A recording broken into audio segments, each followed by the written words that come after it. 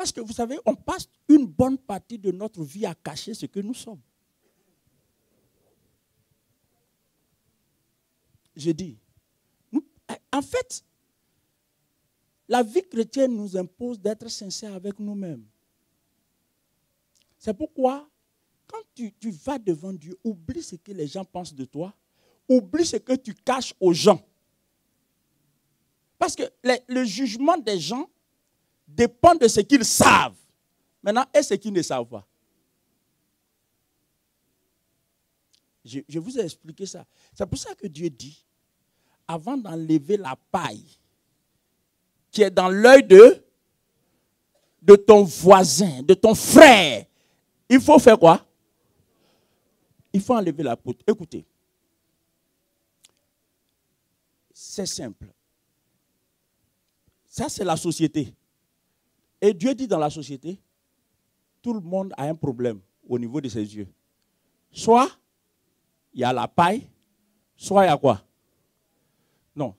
Soit il y a une poutre, soit il y a une paille. Donc, personne n'est propre.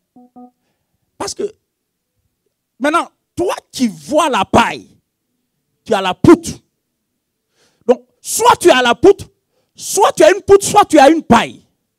Maintenant, quoi qu'il en soit, que ce soit paille ou poutre, dès lors qu'il y a un élément étranger dans ton œil, ça veut dire que ta vue n'est pas correcte. C'est-à-dire, tout ce que tu portes comme jugement sur les gens, ce n'est pas correct. Parce que tu as une vue déformée par la présence d'un corps étranger. Soit c'est une poutre, soit c'est une paille. Alors, tu ne dois pas t'ériger en procureur pour dire, lui là, il n'est pas bien. Non, lui là, il est bien. Et toi? C'est-à-dire, il y a des gens qui vivent toute leur vie comme s'ils sont procureurs. Or, tu as soit une paille dans ton œil, soit une poutre. Et le Seigneur dit dans sa sagesse, si tu veux enlever, et il y a des gens qui, toute leur vie là, ils veulent enlever paille chez les autres. Hein. Toute leur vie, ils veulent enlever paille chez les autres. Puis il dit, mais lui là vraiment, il faut qu'on l'aide. Il faut qu'on l'aide. Il a trop de problèmes, il faut qu'on l'aide. Dieu dit, toi-même va devant le miroir. Et puis enlève, travaille sur toi, enlève la poutre. Vous savez quoi? Le temps que tu vas mettre à enlever la poutre, si tu réussis à enlever la poutre, quand tu vas revenir, tu regardes ton frère, tu vas voir que lui aussi, il n'a pas de paille. Tu vas voir qu'en fait, tu le regardais mal. Vous connaissez le publicain et le pharisien? Le pharisien disait, je ne suis pas comme lui. Vous savez, on est dur parce qu'on ne se connaît pas.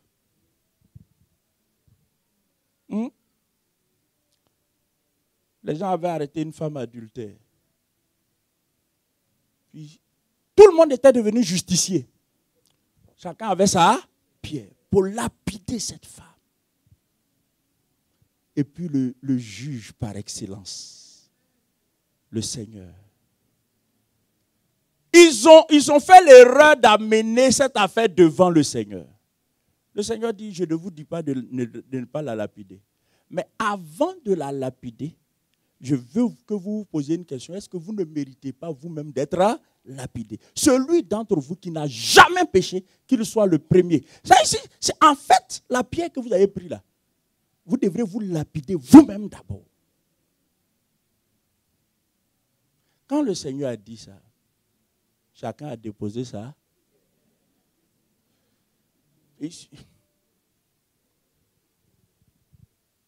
Sonde-moi, Éternel, éprouve-moi, fais-moi passer au creuset.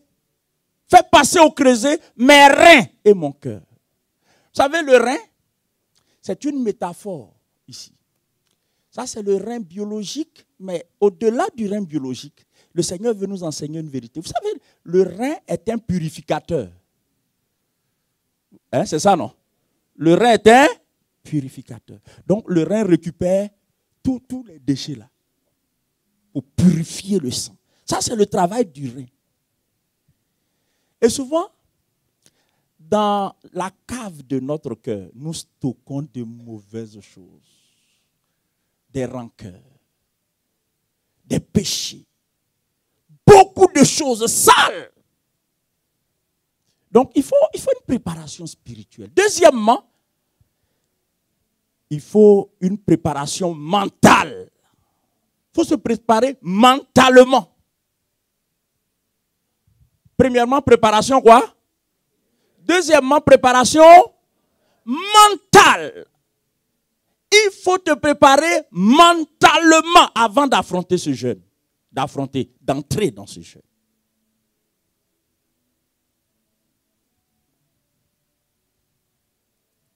La préparation mentale va te permettre d'être motivé. Il faut te motiver toi-même. Il faut dire à toi-même, ce jeûne-là, tu ne dois pas rater un jour. Il faut te dire à toi-même, prêche à toi-même. Il faut doser ton mental. Il faut revigorer ton mental. Il faut te dire à toi-même, tu entres dans ce jeûne et tu vas jusqu'à la fin. Impose à ton mental le jusqu'au boutisme.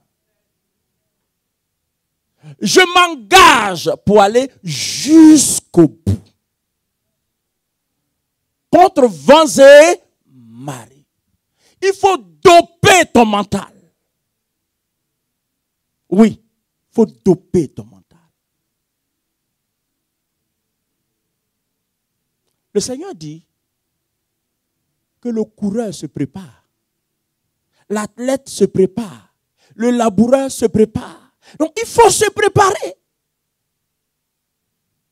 Motivation, détermination, engagement. Je vais aller jusqu'au bout. Le corps va réclamer la nourriture. Le corps va réclamer le sommeil. Le corps va réclamer les choses auxquelles les choses dont il a été habitué. Le corps va réclamer ces choses. Mais il faut lui dire non. Tu dis au corps, il y a un agenda nouveau.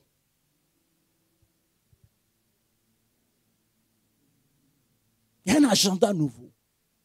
Non, c'est normal que le corps réclame. Mais ce ne serait pas normal que tu lui répondes. Il faut doper son mental. Il ne faut pas jouer avec cette affaire. Parce que si tu joues avec cette affaire, tu sais ce qui va se passer. Tu vas gêner un jour, 2 jours, 3 jours, 5e jour, tu ne gênes pas. 4e jour, 5e, 6e jour, tu vas gêner. Et puis, mais tu diras que tu as fait 40 jours. Et toi-même, au fond de toi, tu sais que tu n'es pas sérieux.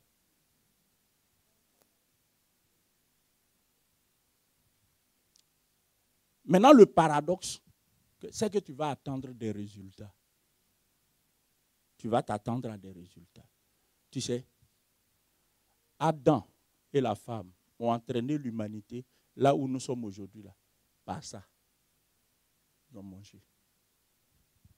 Ils ont mangé.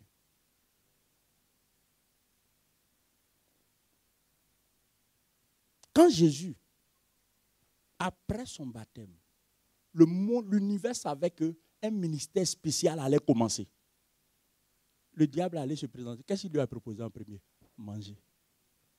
Parce qu'il savait que, la Bible dit, après avoir jeûné 40 jours, pendant qu'il jeûnait 40 jours, là, le diable n'était pas content. Parce qu'il sait que ça ne va pas l'arranger. Il s'est dit, bon, c'est pas grave. Là, il a jeûné les 40 jours. Je reviendrai. Là, je parle des dispositions pour entrer dans le jeûne. Je reviendrai pour parler des dispositions pour bien finir le jeûne.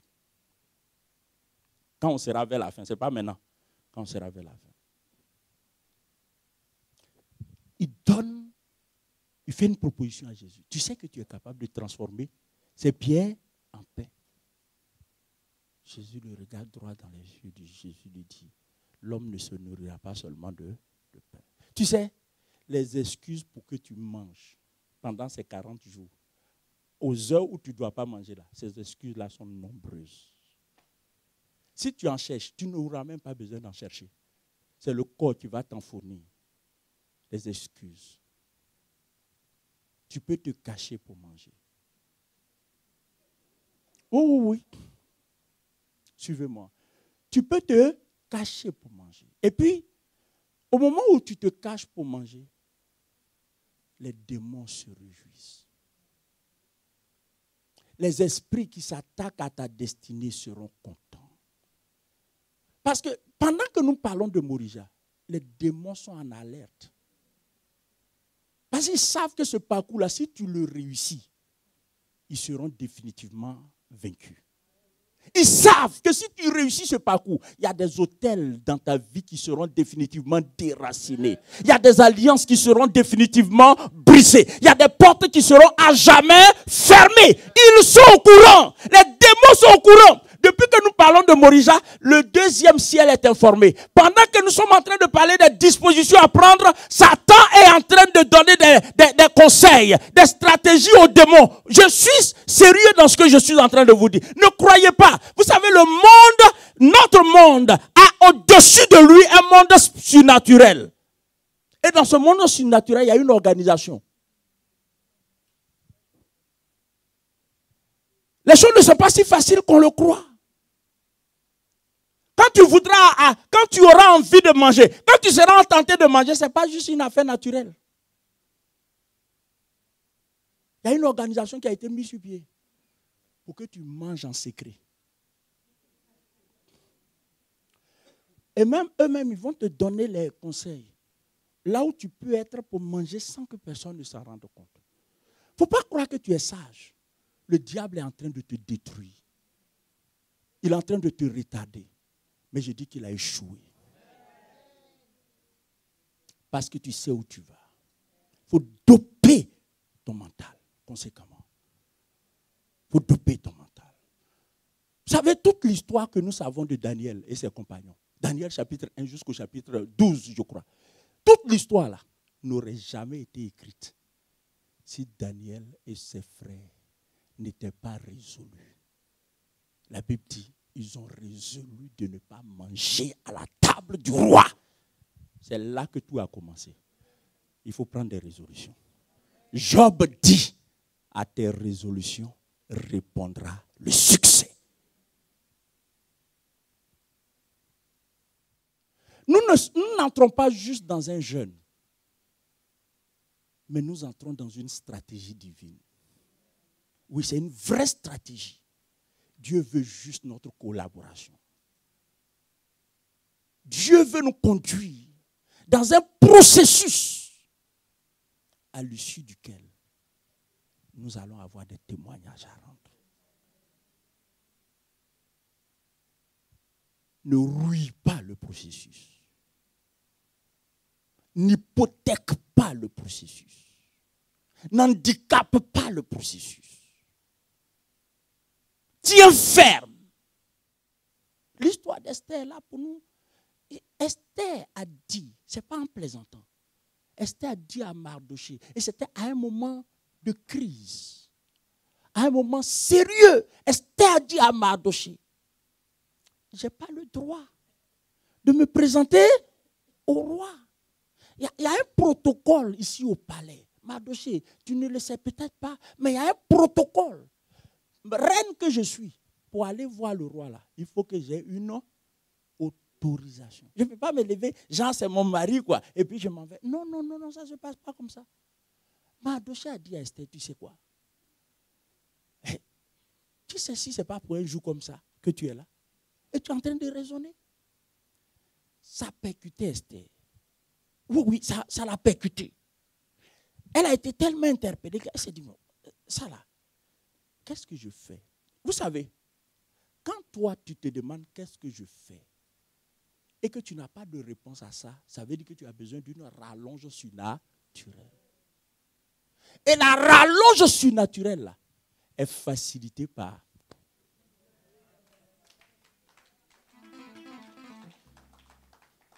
la rallonge surnaturelle est facilitée par le jeûne. Il ne faut pas croire que quand tu vas jeûner là, tu vas mourir. Il y a des gens qui se disent, mais je ne vais pas manger. Esther a demandé à tout le monde de jeûner. y compris elle-même. 3 jours sans manger, sans boire. Et puis elle a dit, à l'issue des 3 jours, je me présenterai devant le roi. Si je dois périr, je périrai. Mais avant ça, il faut qu'on active le surnaturel divin. Par quoi? Par le jeûne, par la prière. Tout le monde est rentré dans le jeûne. Tous les Juifs sont rentrés dans le jeûne. Premier jour, deuxième jour, troisième jour. À la fin du jeûne, Esther se lève. Sans invitation, sans autorisation. De façon audacieuse. Elle va. Quand elle arrive dans le périmètre qui nécessite une autorisation d'accès, le roi la voyant venir, c'est le roi lui-même qui lève le sceptre pour dire, Esther, je ne t'ai pas invité, mais je t'autorise.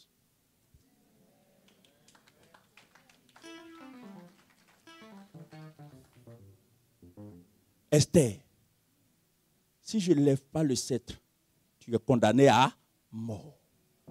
Mais je ne veux pas de ta mort.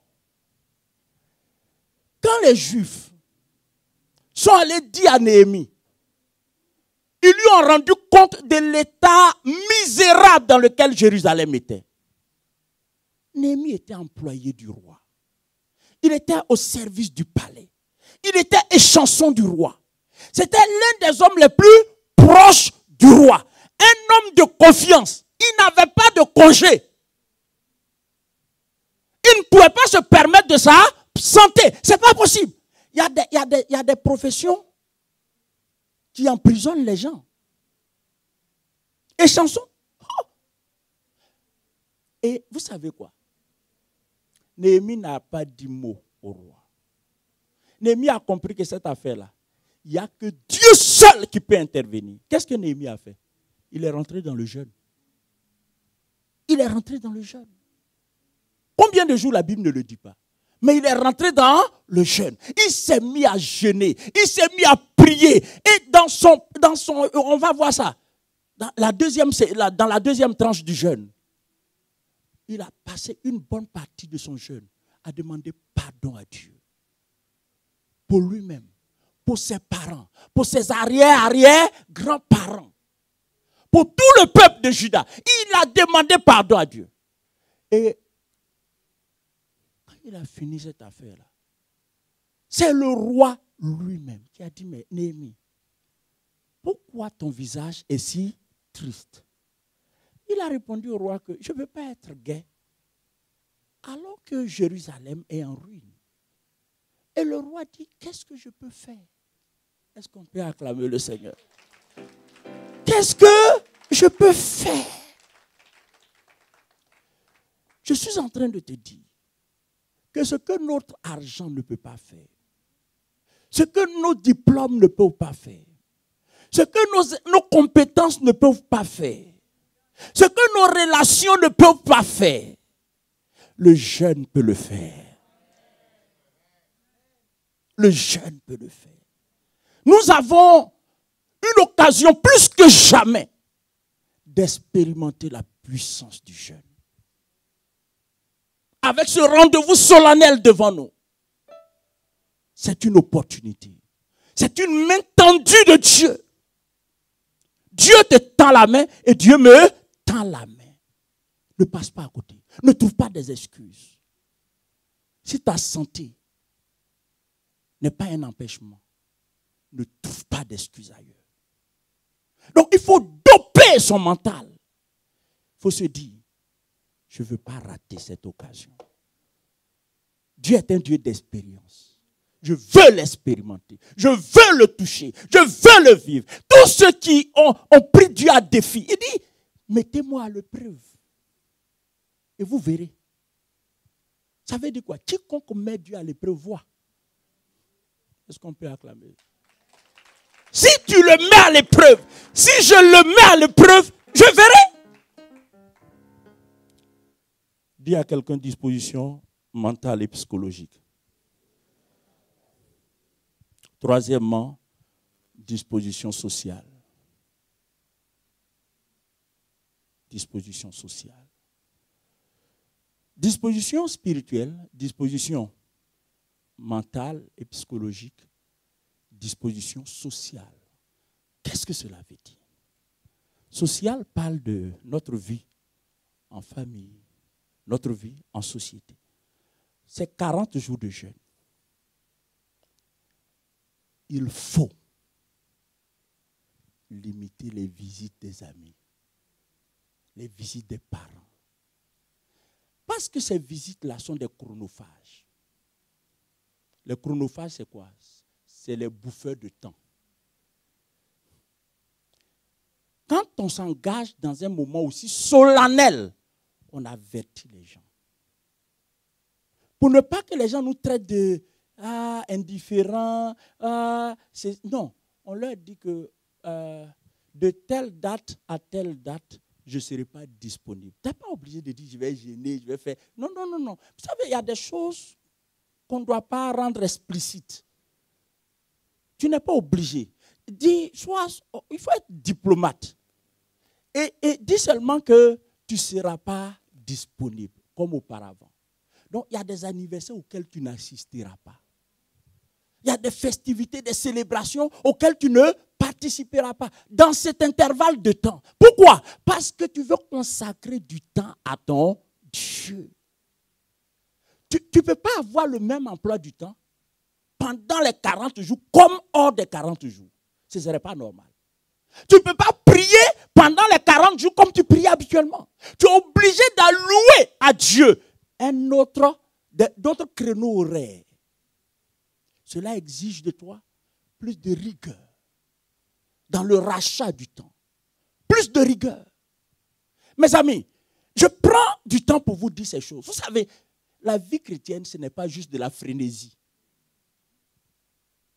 La vie chrétienne, la spiritualité chrétienne, la piété en Christ doit se vivre avec beaucoup d'intelligence. Beaucoup d'intelligence. Les gens pensent que j'ai loué et puis c'est fini. Non! C'est pour ça que les gens ne voient pas la main de Dieu dans leur vie. Mais, vous savez, la spiritualité peut rester abstraite jusqu'à ce qu'on la prenne au sérieux. La spiritualité. Mais regardez, prenez les Asiatiques, prenez les Chinois, les Indiens. Eux là, leur spiritualité englobe tous les aspects de leur vie. Ouais, ils n'ont pas honte. Hein. Vous rentrez dans une épicerie dirigée par un Pakistanais. Première chose que vous rencontrez, c'est l'odeur d'encens. Des odeurs bizarres, mais ça leur dit absolument rien. Si tu veux, tu sors. Oh oui. Comme je l'ai dit souvent, vous rentrez dans un restaurant chinois, la première personne qui vous accueille, c'est Bouddha. Bouddha, c'est leur fétiche. C'est leur fétiche. Bouddha assis. En fait, ils impliquent leur spiritualité dans leur quotidien. Mais nous, notre problème, c'est quoi? C'est que nous avons dissocié notre spiritualité, c'est à l'église. Notre spiritualité, c'est quand on prie le matin. Notre spiritualité, c'est quand on prie le soir. Et puis après ça, Dieu, tu restes là, je vais au travail, je reviens. Donc, Dieu n'est pas impliqué dans ce qu'on fait.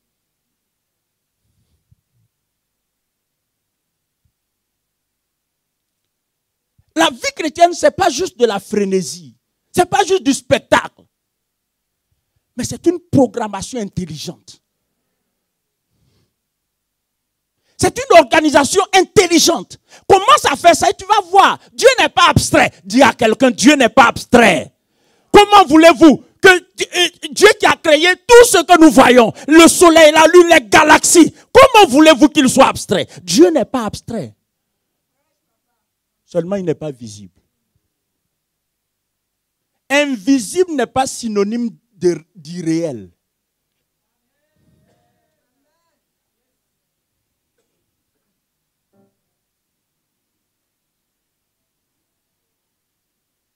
Alors donc, qu'est-ce que tu dois faire? Il faut limiter les visites. Il faut avertir. Des gens qui ont coutume de te rendre visite là. Vous savez, ne jouons pas quoi. Ne jouons pas. Regardez. Quand j'ai perdu ma maman, mes parents ont fait une réunion pour que j'offre un bœuf en tant que fils. J'offre un bœuf. Ça, c'est les histoires de chez nous. Hein, faut donner un bœuf. Mais en fait, j'avais déjà acheté 2 bœufs que j'ai fait tuer à la boucherie. Ils ont découpé tout pour la nourriture de tout ce qui allait venir. Mais ça déplut aux villageois. Il faut qu'ils voient le bœuf vivant, attaché. Et puis eux-mêmes, ils vont tuer. J'ai dit, moi, jamais. Mais ils ont insisté. Il y a eu réunion. Toute la famille. Ils m'ont appelé. Ils m'ont dit, pardon. Tout ce qui a été fait là, c'est louable. Mais ça, c'est une fausse note. Il faut régler cette affaire. Je leur ai dit, ne comptez pas sur moi. J'ai un cousin qui est venu me voir pour me dire, pasteur, si tu veux, donne l'argent, on va acheter le bœuf. Moi, je vais te rembourser. J'ai dit, moi, jamais. Ce n'est pas, par la grâce de Dieu, avec le soutien de l'Église, j'ai l'argent pour payer le bœuf. Mais je ne le ferai pas. Et de cette façon, et comme ils ont insisté, je leur ai dit, je vais vous poser une question. Ma réaction va dépendre de votre réponse. Est-ce que vous avez des totems? Oui. Si les totems de vos fétiches là, vous vous enfreignez à ça, qu'est-ce qui va vous arriver? Ça, c'est pas bon. J'ai dit, mon Dieu, son totem là, c'est que je ne dois pas faire ça. Si je fais ça là, je vais mourir. Si je fais ça, oui. Je leur ai dit carrément, si vous voulez que je meure, si je fais ça là, mon Dieu va me tuer. Vous voulez que je meure? Si c'est ça là, c'est bon. Affaire est finie. En fait, vous savez quoi? Tu ne peux pas être chez toi et puis quelqu'un va venir te gouverner chez toi. Ça dit, quelqu'un arrive chez toi, et non, et après que tu as averti tes amis pour dire, pendant cet intervalle de temps, les visites, de temps, quelqu'un se met, tu as dit visite. Moi, il y a des gens, nous, on ne prend pas de l'alcool. Mais il y a des gens, quand ils viennent là, ils disent, oui, comme tu ne prends pas, moi, je suis venu avec mon alcool, tu sors de chez moi. Mais oui, tu vas sortir de chez moi. Peu importe notre relation, hein, tu vas sortir de chez moi. Oui, parce que si lui, ses fétiches lui disent qu'on ne doit pas entrer chez lui avec chaussures, à la porte, il va demander à tout le monde d'enlever. Mais pourquoi c'est moi qui vais brader mes convictions? Jamais. Et c'est avec nous les chrétiens, on fait ça. Les gens font ça. On dit, vous exagérez trop. Mais lui, est-ce que ces fétiches-là? Si on dit, si ces fétiches lui disent, vendredi, il ne faut même pas qu'il salue quelqu'un. Vous allez voir. Vous ne connaissez pas des gens comme ça? Vendredi, tu vas le saluer. Non. Oui, il ne salue personne. La responsabilité nous incombe d'amener nos voisins, nos parents, nos connaissances à respecter nos convictions. Quelqu'un peut dire Amen. Maintenant, si toi, tu n'en as pas, c'est que les gens t'ont pesé, tu ne vaux rien. Parce qu'il faut être capable d'assumer sa différence. Faut pas sur le terrain de la différence avoir la tête comme ça. Non, je suis convaincu de ce que je suis convaincu de ce que je fais. Je dis que je ne consomme pas l'alcool et ce n'est pas chez moi que tu vas venir consommer l'alcool. Si tu as envie de consommer l'alcool, tu fais ça au dehors. Si je n'ai pas vu, tu ouvres, tu sors de chez moi.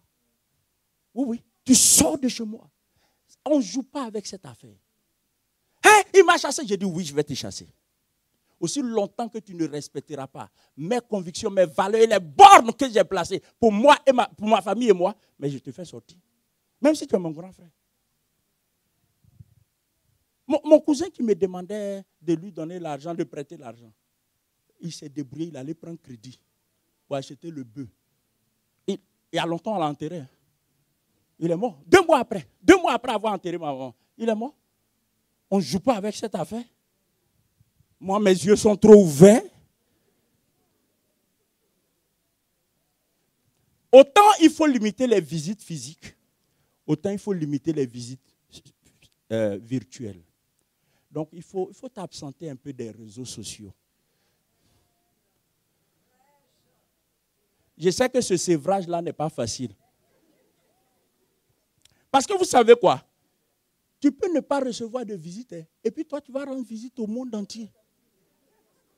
Tu vas rendre visite, tu vas aux États-Unis, tu vas partout. Tu rends visite au monde entier. Oui, nous tous, on est accros. Mais il faut te... C'est vrai. Tout ça là, c'est le jeûne. Hein? C'est le jeûne. Quand tu jeûnes, ce n'est pas juste la nourriture.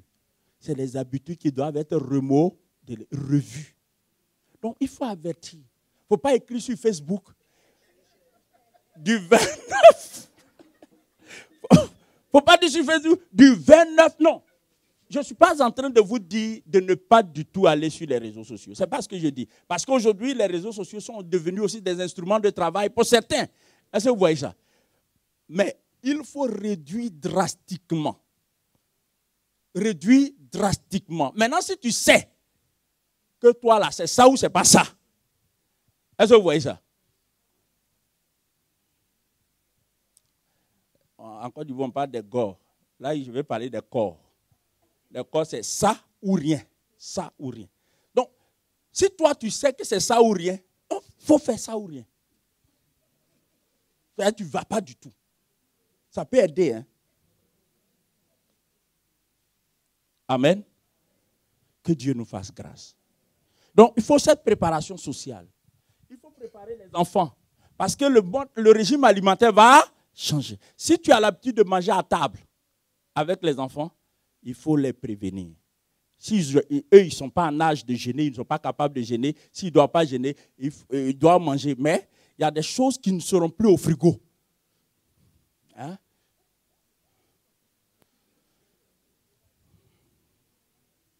Parce que les parents, il y a des choses qu'ils ne vont pas manger. Amen. Donc il faut voir tous ces aspects-là. Amen. Ça fait partie des préparations, des dispositions à prendre. Quelqu'un peut dire Amen?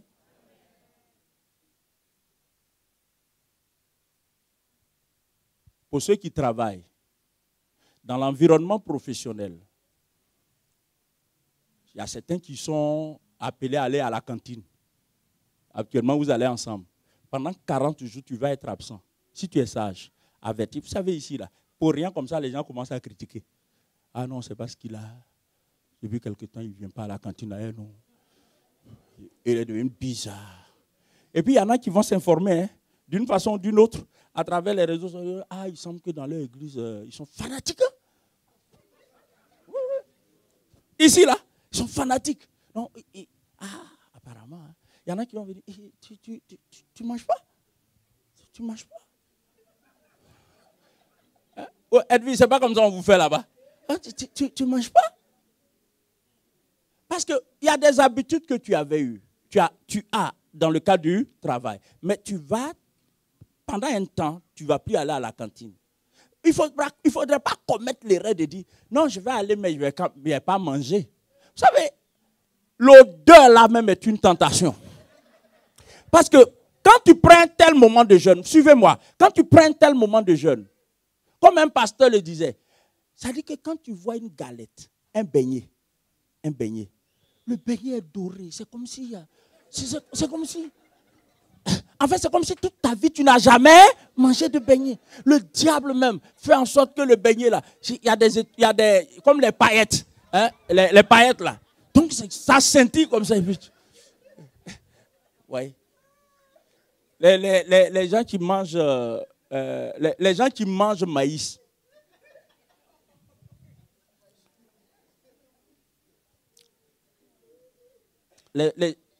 C'est pareil.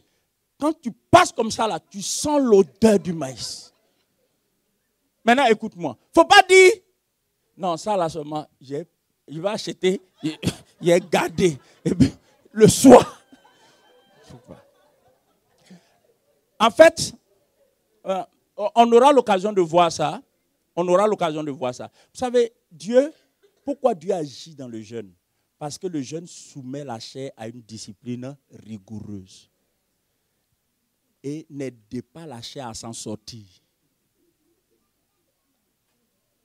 ne faut pas l'aider, il ne faut pas lui faciliter la tâche. Paul dit, je m'impose toute espèce d'abstinence.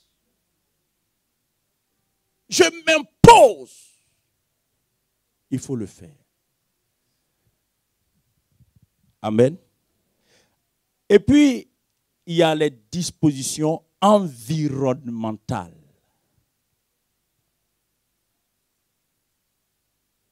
Dispositions environnementales.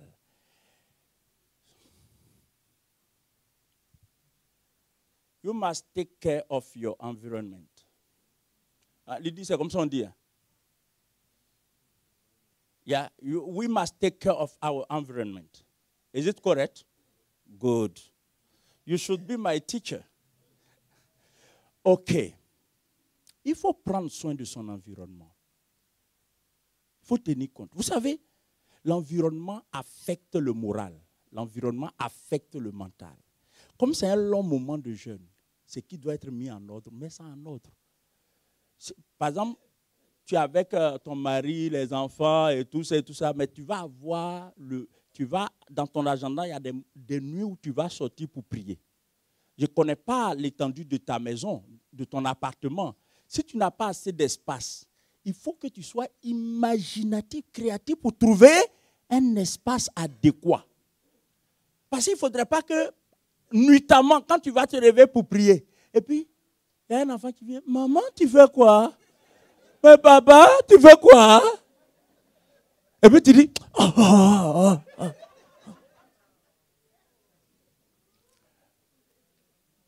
La Bible dit que Jésus se levait, il dévançait l'aurore. Marc chapitre 1, verset 35. Il dévançait l'aurore. Et il allait dans un lieu désert pour prier. Ce n'est pas parce qu'il n'avait pas de maison. Mais il allait dans un lieu désert pour prier. Quand il quittait, il allait dans ce lieu-là. C'est d'une maison qu'il est parti. Mais pourquoi il allait? Parce que là, il sera au calme avec Dieu. Donc, crée les conditions.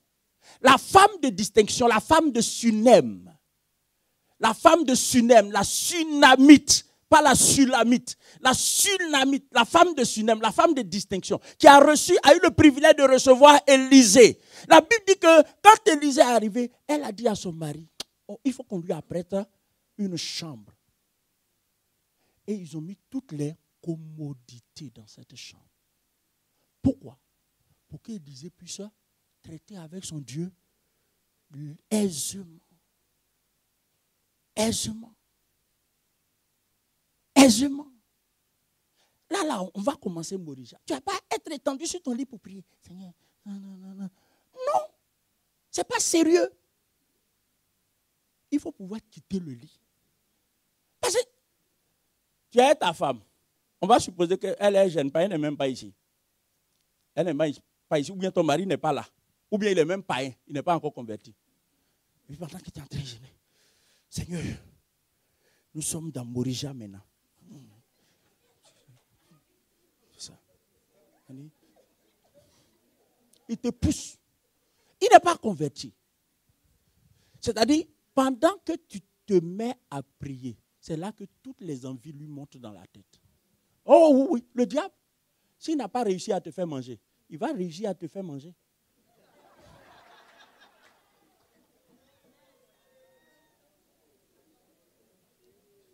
Vous comprenez ce que je dis? Le diable est mauvais. Le diable lui joue sur tous les tableaux. L'objectif est le même, hein, pourvu qu'il te fasse fléchir. Peu importe. En fait, tu sais, que tu chutes en couleur ou que tu chutes en noir et blanc, tu as chuté. Il n'y a pas chute colorée.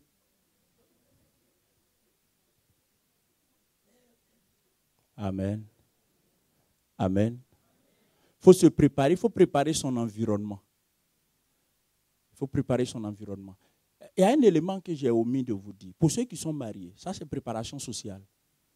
Si ton mari n'est pas engagé dans le jeûne, il faut l'avertir. Il faut l'avertir. Il ne faut pas lui dire, il ne faut pas jouer avec cette affaire. Dieu dit, d'un commun accord. Il faut lui dire. Il faut négocier avec lui pour dire pardon.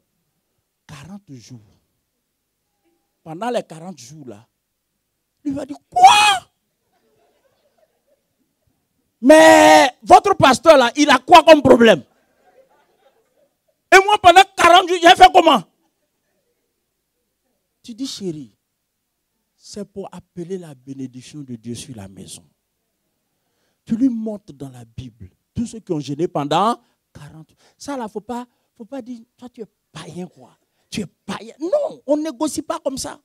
Parce que lui, il peut t'empêcher de faire les jeûnes. Il peut. Et puis, il est dans ses droits. Hein. Il s'en fout. Il ne croit pas en ton Dieu. C'est toi. Donc, il faut se faire petit dans l'affaire. Au besoin même, il faut lui signer des contrats pour lui dire, après les 40 jours, là.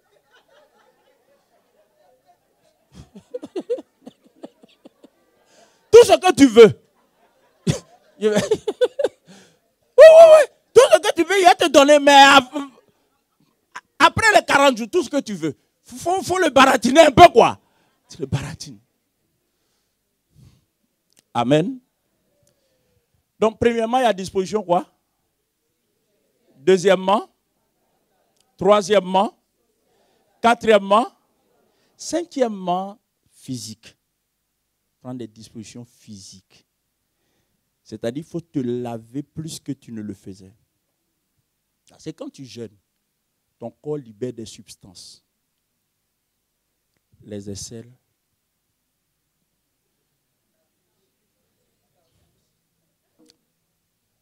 Si tu ne fais pas ça, au travail, les gens vont commencer à penser que toi, tu te laves avec de l'encens.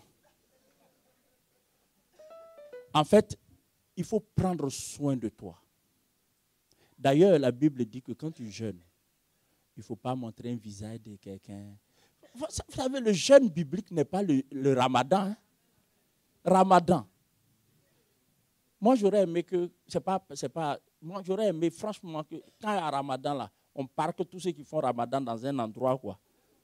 C'est quelquefois, c'est désagréable. Vous marchez derrière quelqu'un qui fait ramadan, pio, ça crache partout. Tu dis, mais c'est quoi ça? Et puis vous parlez un peu avec un musulman qui est en plein ramadan. Juste une petite discussion. Il dit, je suis en ramadan, je jeûne, je suis... Hein? Non, nous on ne fait pas ça. Il ne faut pas montrer un aspect pitoyable et puis triste. Et puis les gens vont te dire, qu'est-ce que tu as ces derniers temps? Non, on est en jeûne. On est en jeûne. Je ne peux pas trop parler. On est en jeûne. Ne me faites pas trop parler. Ne me faites pas trop parler. On est en jeûne. Vous ne voyez pas comment ma bouche est sèche. On nous a dit de ne pas boire. Il ne faut pas faire ça. En fait, il y a des comportements qui neutralisent l'effet de nos rencontres. Sois gai. Sois gai. Amen. C'est pour ça qu'il faut éviter les participations aux anniversaires, tant. Parce que les gens ils vont te poser des questions. Actuellement, les gens savent comment tu raffoles des mets. Et puis maintenant, c'est toi. Tout le monde connaît. Tout le monde sait que tu es un turbo. Et puis aujourd'hui, là, tu dis, non, c'est bon. Et puis tu vas dire, je gêne. Tu dis, c'est bon. La personne qui a préparé va dire, mais tu as quoi comme problème? Donc, pour éviter tout ça, là, ne va pas. Si tu veux, envoie ton argent pour féliciter, envoie une carte pour féliciter, excuse-toi, mais ne va pas.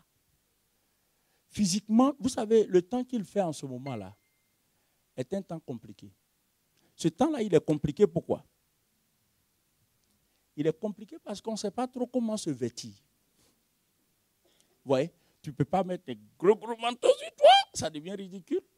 Tu n'es pas te négliger, tu vas prendre froid. Il faut éviter.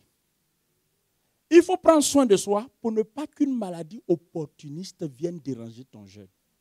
Parce que si tu ne veilles pas, tu chopes un virus, et puis tu es malade, tu dois prendre des médicaments. Tu as fait quoi? Tu as coupé. Donc, il ne faut pas t'exposer aux maladies pour avoir un bon prétexte pour rompre ton jeûne. Le diable, il est capable de passer partout. Donc, protège-toi. Ça, ce sont des dispositions physiques à prendre. Protège-toi. Protège-toi. Pour ne pas attraper froid. Tu vas attraper froid, ton excuse là est bien, mais sauf que tu n'as pas gêné. C'est tout. Protège-toi. Amen. Tout ça, ce sont des dispositions. Vous voyez, il faut être intelligent dans sa marche avec Dieu. Parce que c'est un grand rendez-vous. Souvenez-vous, ce dicton-là, qui veut aller loin, ménage sa monture. Amen. Il ne faut pas, là aujourd'hui c'est dimanche, demain c'est lundi. Et puis chacun dit, il reste 2 jours. Et puis le type arrive à la maison et dit à sa femme, tu sais que dans 2 jours on va commencer, donc le repas là il faut augmenter.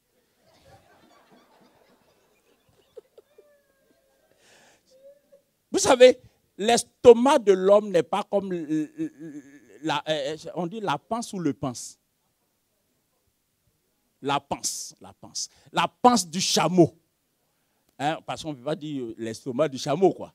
Hein, ce n'est pas approprié. Donc, l'estomac de l'homme n'est pas comme la panse du chameau. Le chameau peut, comme le chameau vit souvent dans le désert, donc Dieu a fait en sorte que le chameau puisse consommer et garder. Dans la panse du chameau, il y a un dépôt. Le chameau peut prendre 250 litres d'eau. 250 litres d'eau. Pour assurer sa survie pendant longtemps, en attendant qu'il trouve encore de l'eau. S'il te plaît. S'il te plaît. Ce soir-là, il ne faut pas dire, chérie, tu ne veux pas me servir. Le riz là, non, toi aussi. faut augmenter.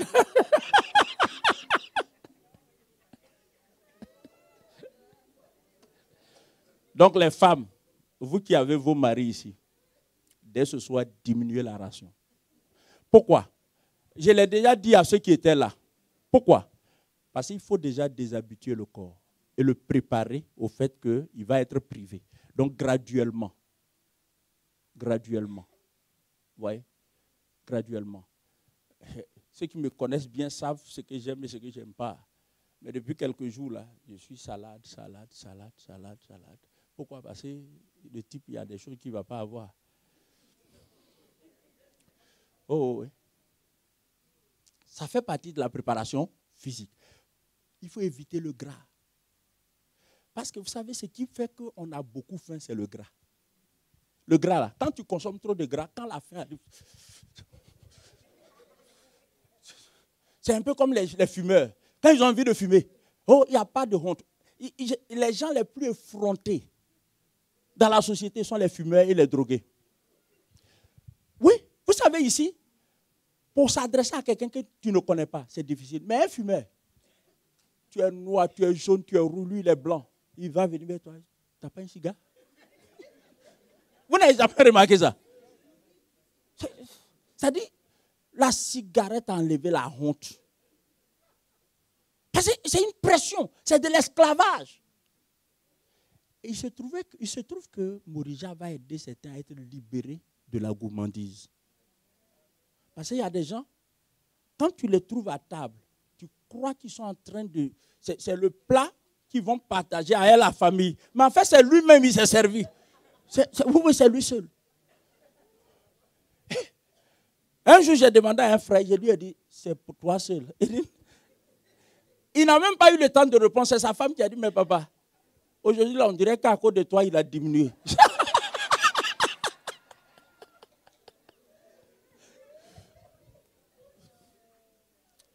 Que Dieu nous fasse grâce. Donc, il faut prendre des dispositions physiques. Il faut déshabituer son corps. Il faut désintoxiquer son corps. Parce que le jeûne va continuer le processus.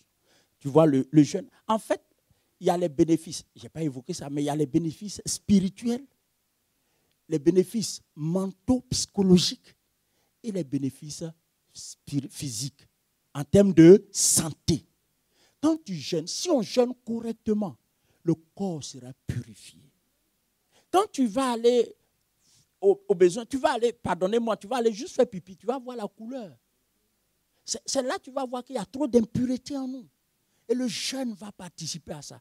Et ma prière, c'est que durant ce jeûne-là, des maladies que tu as dans ton corps disparaissent. Que des maladies cachées. Le jeûne aussi peut révéler des maladies cachées. Parce que le corps sera soumis à un traitement spécial. Genre un traitement électrochoc. Le corps sera soumis à ça. Et c'est bien fait. C'est du bien pour nous. Amen. Donc, il faut le faire. Il faut le faire. Mes amis, tout cela pourquoi? Tout cela pour nous préparer. Non seulement à bien entrer dans Morija, à poursuivre, mais également à bien terminer. Cela veut dire quoi? À engranger des trophées, des bénédictions, des grâces. Voici pourquoi, ce matin, il m'a semblé important de partager ces choses avec vous. Que Dieu vous bénisse.